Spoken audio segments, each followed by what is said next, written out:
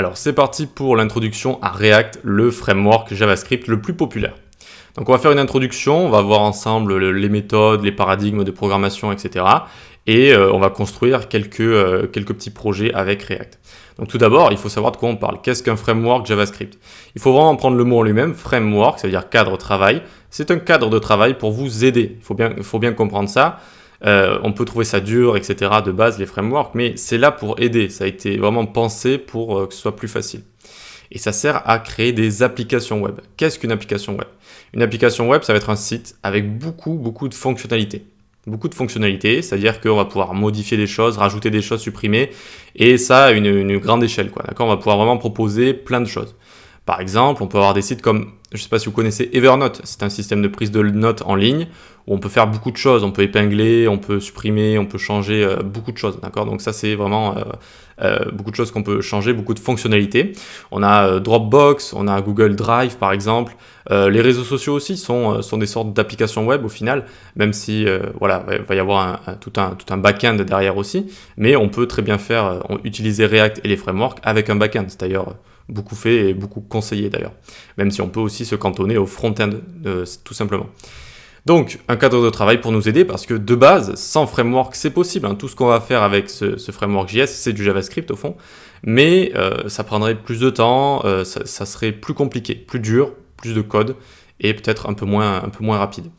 Pas peut-être, ce serait très sûrement moins rapide, tout du moins maintenant, mais je pense que dans le futur, on améliorera tout ça. Bref, donc un framework, ça va apporter beaucoup de méthodes qui vont être liées à cette façon de penser, ce paradigme de programmation, cette méthode de travail, et qui vont nous aider à accomplir les tâches qu'on peut faire avec ce framework.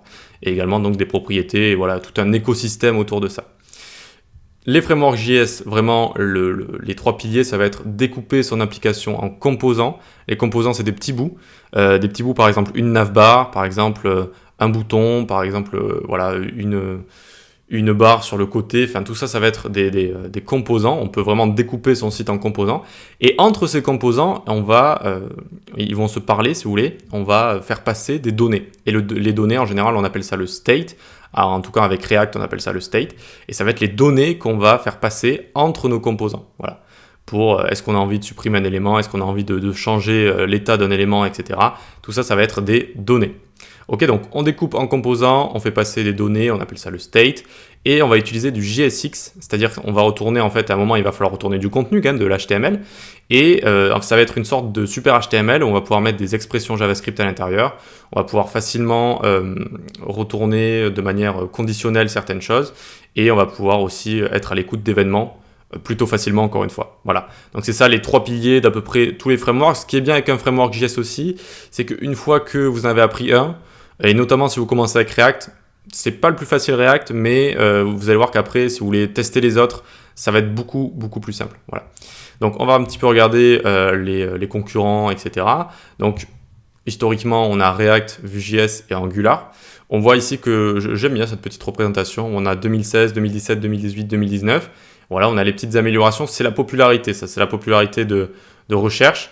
Alors en 2018, on parle ici de popularité vraiment de recherche parce que vraiment c'est tout le temps React qui est le plus demandé au niveau professionnel. Hein. Ce n'est pas Vue qui est passé devant en 2018. React il est toujours au top niveau, d'accord, il est toujours au top niveau. On voit qu'Angular dégringole. Voilà, c'est un peu la descente aux enfers en ce moment pour Angular. Et on a Svelte qui est apparu. J'ai fait un petit cours dessus si vous voulez aller le voir. C'est une sorte de framework un peu nouveau et qui est assez simple à apprendre et qui est assez sympa. Donc voilà, vraiment React c'est le boss, c'est vraiment le patron sur les marchés professionnels et même au niveau popularité. Voilà. Donc je vous le conseille de l'apprendre et sinon vous avez aussi Vue qui est très sympa, j'ai aussi fait une formation dessus, Svelte qui est aussi sympa. Voilà. Les autres je vous conseille pas trop, mais pourquoi pas si vous avez envie également.